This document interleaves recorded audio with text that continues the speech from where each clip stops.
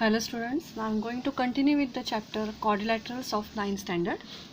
In previous lecture we learned about the properties of the parallelogram. So in this lecture we are going to see the properties of the rectangle, rhombus as well as the square. Actually rhombus, rectangle and square, these are also parallelograms. So the properties that the equal in sides, then equal angles and the diagonals bisect each other. So these properties also good. These properties also hold good in these quadrilaterals also. So we're going to see about the some theorems related to the rectangle as well as rhombus and square. So these theorems will not asked in your exam. Just we have to keep in mind the properties of this one. So see the theorem, first one, that is a diagonal of a rectangle are congruent. Diagonals of rectangle are congruent. So here we are going to see the figure first. So it is the rectangle A B C D, and so see the given, that is quadrilateral ABCD is a rectangle, and we have to prove that these diagonals of the rectangle are congruent. So you have to keep in mind, you have to remember this statement, that is the diagonals of the rectangle are congruent, because in parallelogram we see that is the diagonals bisect each other, but in case of rectangle the property is diagonals of the rectangle are congruent. So we have to show that is the diagonal AC is congruent with the diagonal BD. So see the proof is given, that is you have to complete the proof by giving the suitable reasons. So we have to show that is triangle ADC is congruent with DAB. So see here DAB. So see the two triangles again, ADC, and second one is the DAB. So you know that is by SAS test. So these two angles are congruent with each other because they are right angles. Then this side is common to them, and one, so these two angles are also, that is first triangle is ADC and the second one is the DAB. So one angle is common for them. So SAS test, these triangles are congruent, and so the diagonal AC and BD, they are congruent to each other. So here just we have to keep in mind the property of the rectangle, that is the diagonals of the rectangle are congruent. The theorem will not ask in your exam. The second property of the square, that is the diagonals of the squares are also congruent. See, the diagonals of the rectangle are congruent as well as the diagonals of the squares are also congruent.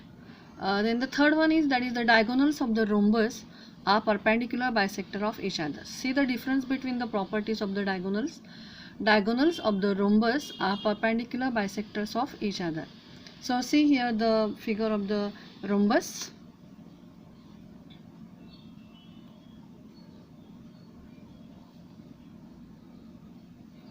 So the rhombus EFGH is given, that is EFGH. So this rhombus means all sides are same. So here we denote it by the marking. So all sides are same. So here we have to prove that the diagonals are perpendicular bisector each other. That means they are bisectors as well as having the 90-degree angle also. So to prove that is diagonal EG, see EG is perpendicular to the HF, and it is also the bisector also, and diagonal HF is perpendicular to the EG. Both having the or we can write that is EG. See here, EG is perpendicular bisector of diagonal HF, and second one is, that is diagonal HF, that is HF is perpendicular to the diagonal EG. So we start with the theorem. So EF is congruent with HF. So you are given this one, and GF is also congruent with GH. So every point on the equidistant, so you will learn this, the perpendicular bisector theorem, that is every point which is equidistant from the endpoints of the segment is on the perpendicular bisector of the segment. So point E and G are on the perpendicular bisector of HF. So E and G, so they are on the perpendicular. अगर ये दोनों distances same है, ये दोनों वाले, तो इसका मतलब ये है कि point E and point G are on the perpendicular bisector of the HF, and so point E and G are on the perpendicular bisector of HF, and one and only one line passes through two distinct points, so line EG is perpendicular bisector of diagonal HF.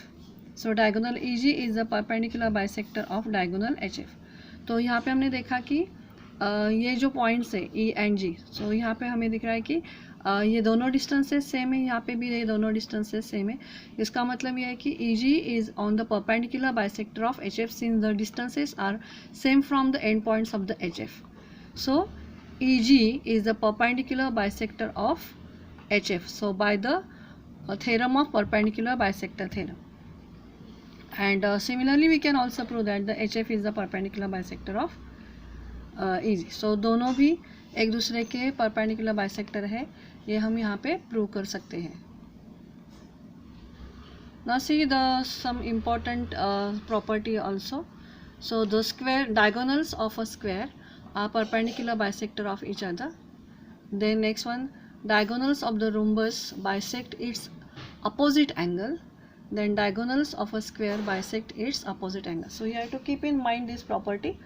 Also the one more property, that is diagonals. So all these property you have to keep in mind. Diagonals of the rectangles are congruent. Diagonals of the squares are also congruent.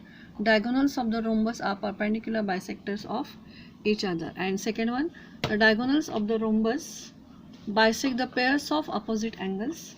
Next, the diagonals of the squares are perpendicular bisectors of each other, and the diagonals of the squares bisect opposite angles. So these are the very important properties of the rhombus as well as rectangle as well as the square. To solve the examples as well as the theorems, these properties are very useful, so keep in mind this one. So the next concept we will see in the next lecture. Thank you.